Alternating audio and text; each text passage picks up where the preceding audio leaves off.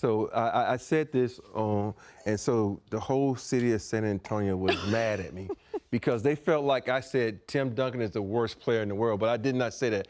I said, to me, and this is my personal opinion, just like I try to explain to everybody, if someone comes up and says, I'm gonna say my mother is 10 times better than your mom. And so, and so it's just my feeling. I know it ain't the same, it's a relationship, it's a mother, but I said, because I look at it like this, Dream was my mentor. He took me under his wing when I first got to Houston. He helped me learn not basketball, but the business side of basketball, which is the most important thing when you come to the NBA. So, and I don't mean this in a disrespectful way. When I got to San Antonio, there was nothing Tim Duncan could teach me. So my love for Dream is a lot, is bigger than it is for Tim. So I said, Dream is 10 times better than Tim Duncan. And the world was on fire after that because they felt like I slapped Tim Duncan in the face, which I didn't. I just said, I feel like Dream is 10 times better than Duncan. You, Channing, and Richard all know something about saying things where the public or Twitter or the trolls really just don't agree with any of you. No, no. Well, San Antonio don't agree with anything. You can't say anything about Tony, Parker, Ginobili, and Tim Duncan, and David Robinson. Can Everybody they else, say anything about you? Oh, you can say whatever you want. They don't like it when you talk about me. Just they don't want my name brought up. They don't want my name brought up at all. That's the key part there. But the thing is, I love San Antonio. I made some really great friends in San Antonio, but it's almost like you can't be opinionated when it comes to talking about the Spurs. It's like you can't say anything bad. And I love the organization. I loved Pop. I love playing for Tim. I thought Tim was one of the greatest teammates ever. He never got mad about not getting the ball because we know, think about it. This Tim was still in his prime. He allowed Tony Parker to do his thing and win MVP of a finals when Tim could have probably said, no, it's my time to shine because there's nobody. But he stepped back. He is the most humble guy, and he doesn't get mad. He doesn't want accolades. He just wants to win. Yeah. So I love that about the guy, but that is the. But if you had to draft, I'm drafting Dream all day. You're drafting Dream all day. Yeah. Who's your top 5 all day team? All day, Jordan, Dream, Kobe, Shaq, and I always throw this one in there. Everybody laughs when I say that, Bernard King. Ooh. Nobody. Why Bernard King? Because I just think anytime you can score 40 with 2 dislocated fingers on the right hand and the left hand, it's just certain guys in this league that don't get enough respect. Bernard King was amazing. He could score on anyone. We can talk about. I love Clyde. I love Tim and all these guys I played. But when you sit back and you watch somebody and you see what they could do on other teams, you respect that. And I just love the way Bernard King played the game. Bernard King was right before the NBA really made that jump to like Maine. So it's like all of the old heads know his name. You see his records, his numbers in the Garden and all that other stuff. And Christmas Day, I think he might still have the record for most points on Christmas Day. Yeah. But it was like right before the NBA really turned that corner and became like box office. So his name is more of like, who? No, but I'm saying his name is more in the lines of I don't even know how to say it. It's more of like a legend than it is the actual reality. It's like one of those guys at Rucker Park? Yeah, like Rucker Park. It's like Pee Wee Kirkland. It's like the legend of him is greater. No, Okay. Yeah. So, Richard, who's your 5? I was just going to ask for the both of you to give your 5, My 5 of like what? All-time teammates? Yeah. No, players, right?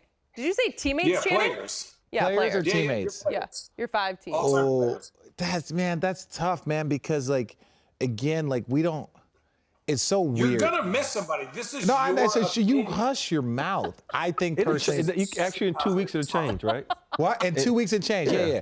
No, I think I think Kareem Abdul-Jabbar is the greatest basketball player to ever live, right? Like if you're talking about high school, college, professional career, show me a flaw from start to finish. Like the dude won 3 national championships, then goes to the NBA. Should have won 4 if the freshman could play. The freshman could have played. So you go and look at it, and it's like he is. Like you could talk about the GOAT NBA players might different because then it levels out the playing field a little bit. But Kareem Abdul-Jabbar is the greatest person to ever touch a basketball, right? Like so Kareem is one. I would put, to me, I think Magic again, personally, is the greatest Laker of all time. I'm just no disrespect to Kobe. I just think that Magic Johnson, whether it's winning a championship as a rookie, like multiple, same amount of championships, all-time leading assist man when he retired, all this stuff, I think Magic, especially because what he did helped bring the NBA to where it is, helped save the NBA, like everything. So like his cultural impact, very similar to how Steph Curry changed the game. Magic Johnson saved the game. That's a different thing. So I would say, yeah, Kareem, Magic. I would put Bron in my 5. I would put Tim Duncan because I played against him and played with him. And then after that, I'm just going to go, again, personal preference about people that I played with. Jason Kidd. I think. Wow. Yeah, I would just say like Jason Kidd. If I had Jason Kidd and the business of basketball, the tweaks of basketball, he was the first person to teach me to talk to the referees, get to know them, like say hello. And that goes a long way in like helping your career and helping your, just being respectful to the game. So, I don't think Jason Kidd's a top 5 guy of all time, but like I have to throw in some guys. What? Who's running point on your team?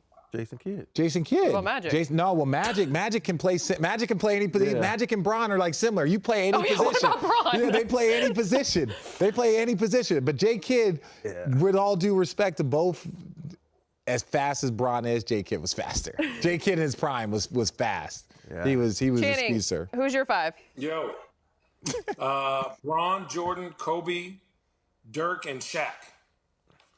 Wow. That's quick. And the reason why I have Dirk He was ready for and that. not Hakeem or Tim Duncan is just, I feel like you could put Dirk anywhere on the court and he's a problem, right? Not that like Tim Duncan obviously was better defensively, but for me, it was just like to see a big man that's 7 foot, that versatility there was nothing. I'm 7 foot and I didn't realize that until like later on in my career. How do you not realize how tall you are? Dirk was way like you could not block his shot, and it was like no matter you knew he would tell me what he was gonna do. He's like fade away. I'm like fade away nothing. Let me play this cash.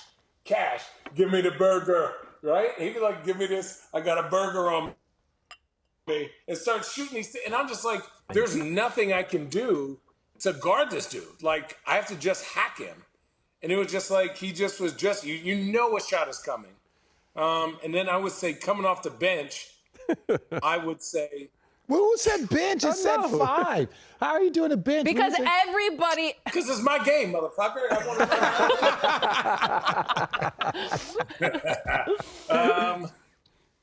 I mean, to be honest, I would put the Dream on there. Growing up in Phoenix and watching him absolutely dismantle the Suns was awesome because my dad was like, hey, look. Remember when Kevin Johnson, that was like, again, in Phoenix, there has never been a play shown more in all of Phoenix history, still to this day, than when Kevin Johnson dunked on Kareem Hakeem. So get this. Here we go. Kevin Johnson had the nerve to bring that picture in the locker room and asked Dream to sign it. No, he didn't. No, he didn't. Dream looked at him. People don't know this about Dream. Back in the day, Dream would sock you in your mouth because only like a $25 fine. Dream used to knock people out. So Dream almost reverted to the days before he really dove deep into his religion. Yeah, he looked at him like, don't disrespect me like that. And he's like, don't disrespect me like that. And everybody said, dude, you better get out of here. No I was like, who had way. the nerve to do some stupid crap like that? You come in the locker room when you dunk on someone, I'd be acting like, oh, Allie, I'm gonna dunk on you. Mac Truck, I'm about to kill you. Here, sign this for me. It's just, I would sign it that for you, just though. lets you know the culture of The Phoenix Suns. The Phoenix Suns. But I would sign it for you. question is, did he sign it? No. KJ almost got his jaw knocked off. He didn't leave that locker room fast enough. I was like, dude, what? Could you imagine that? Could you imagine walking into the locker room and asking a guy that you just dunked on, like, what could you sign it? What would be the top 5 dunks that you think a guy should go into the locker room and ask somebody else to sign? The Sean Kemp one. Jason Terry by LeBron. Yeah. Okay, but wait. Okay, the Vince Carter over the Oh my God. in the Olympics. Yes. Kobe on Dwight. Oh, I was gonna say. Kobe on Dwight. Baron Howard. Davis Kobe in on there. Andre Kirilenko. T-Max on Over Bradley. Bradley, yeah. Ooh. We're missing Starks one. on Jordan. Yeah. Could John Starks go into the Bulls locker room? And ask You know Jordan putting his hands on him. He gonna put his hands on him. No, but like, okay, so I think that's more of like, what does that say about Kevin Johnson? Because like, to me, to hear that story blows my Have mind. you ever One, met it Kevin tells Johnson? you that he doesn't have any friends. Have you ever met Kevin Johnson? Yeah. He's a little different. You know, he's a little different. And I don't mean that in a bad way, but I never got a chance, when I played, I never got a chance to know him. I never talked to him. He would come in, he didn't talk to nobody. He just practiced when he felt like practice, when J Kidd wasn't there, his feelings weren't hurt. So he did his thing and walked. We never had a conversation. Why was his feelings hurt? Because they traded are for you laughing? They traded for J Kidd. And they got rid of Steve Nash and Michael Finley, my two good friends. I know it sounds weird. Yeah. They were on that team. And they brought in J Kidd.